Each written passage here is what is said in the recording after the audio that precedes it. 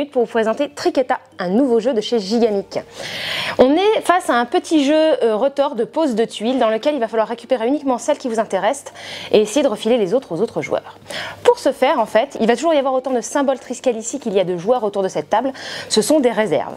Chacun notre tour, on va avoir le choix entre 3 actions possibles.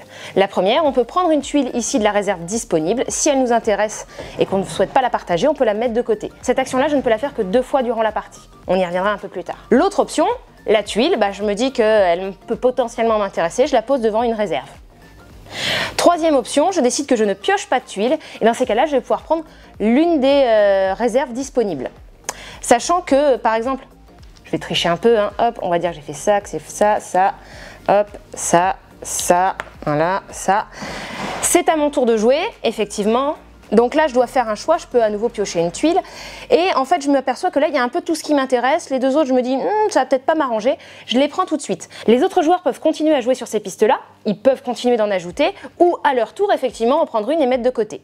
Tout simplement, ça se termine là pour la manche quand tous les joueurs ont pris leur réserve. La petite astuce, et c'est là que ça devient intéressant. Les tuiles, je me permets, on peut les disposer en étoiles comme ça. Alors, je vais tricher totalement pour aller chercher ce qui m'intéresse. Voilà.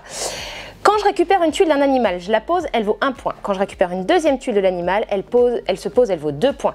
Je pose la 3e tuile, maintenant je marque les points de l'animal et là j'ai directement 9 points. Hé hé! Comment est-ce qu'on pourrit les autres? Je continue de tricher.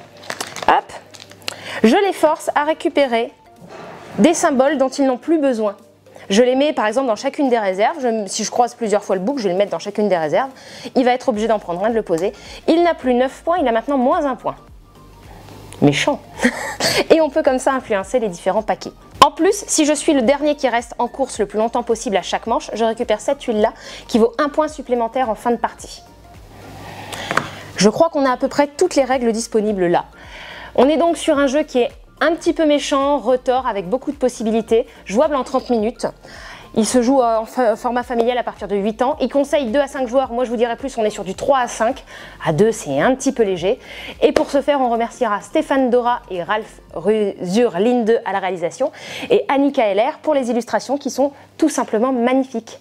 Je vous souhaite un très bon jeu et à une prochaine.